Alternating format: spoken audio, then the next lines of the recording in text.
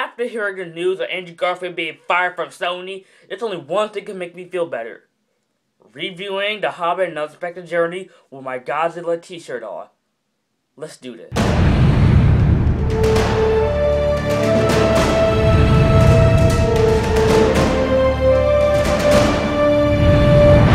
The Hobbit and Unexpected Journey is obviously the prequel to the Lord of the Rings trilogy and one of the most anticipated movies of 2012. And it starred Martin Freeman as the Hobbit, Bilbo Baggins, the uncle of Frodo Baggins, and Ian McKellen's back as Gandalf the Wizard, and they go on a journey with dwarves with the discovery of the One Ring, Gollum, and Smaug. This movie was one of my most anticipated movies of 2012, along with Dark Knight Rises, The Amazing Spider-Man, and The Avengers. And this is actually the first movie I saw on opening day because I was so pumped for The Hobbit. I was really pumped to see this movie on opening day, 3D, IMAX, popcorn and nachos. Why am I going into much detail what I had at the movies? I don't know. I was just so pumped to see The Hobbit and Unexpected Journey on the big screen.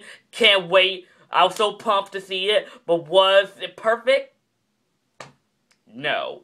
Most people complain about the movies that it is not as strong as the original trilogy. It doesn't have that epic feeling as the original trilogy. And I do gotta agree with you. This movie is not as strong, not as epic, and not even as great as the first three Lord of the Rings movie. In my opinion, this is my least favorite of all the Middle-earth movies. I know The Hobbit was based on a children's book, so that's why this movie is more lighthearted than the original trilogy, which I don't really mind that much. I did have fun with this movie, but really, I don't know the word for to say it, but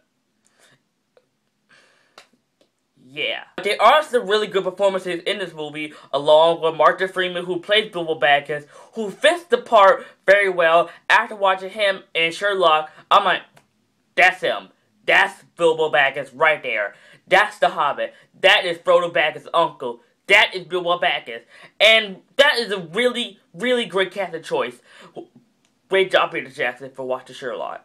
Great job. Definitely great to see Ian McKellen as Gandalf again. I mean, who else can replace Ian McKellen as Gandalf? I mean, he is Gandalf the Wizard. Nobody can ever replace Ian McKellen as Gandalf. He's such a great actor. I can't even imagine nobody playing Gandalf.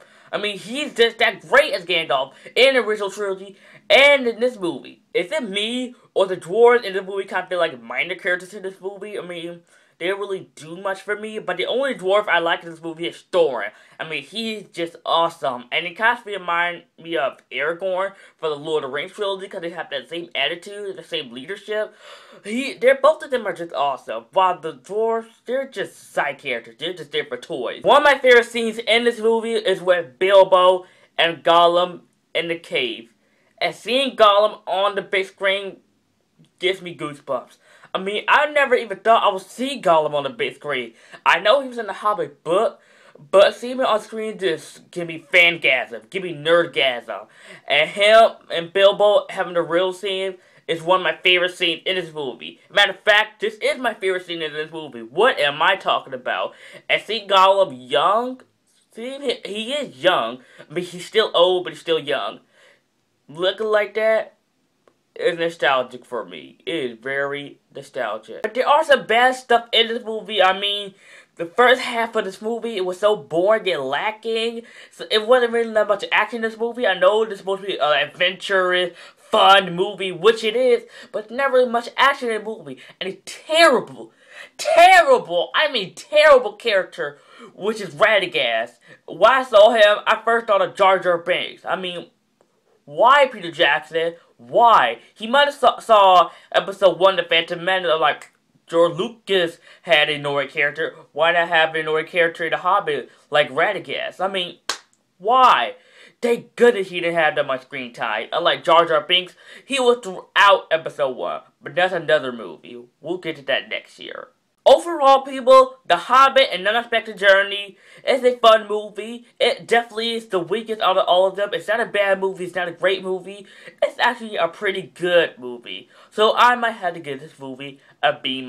Guys, thank you so much for watching my review of The Hobbit and Unexpected Journey. What do you think of the movie? Give your thoughts on the movie down in the comment section. Like, comment, subscribe, and I'll see you guys next time with my Hobbit, The Destination Smog movie review.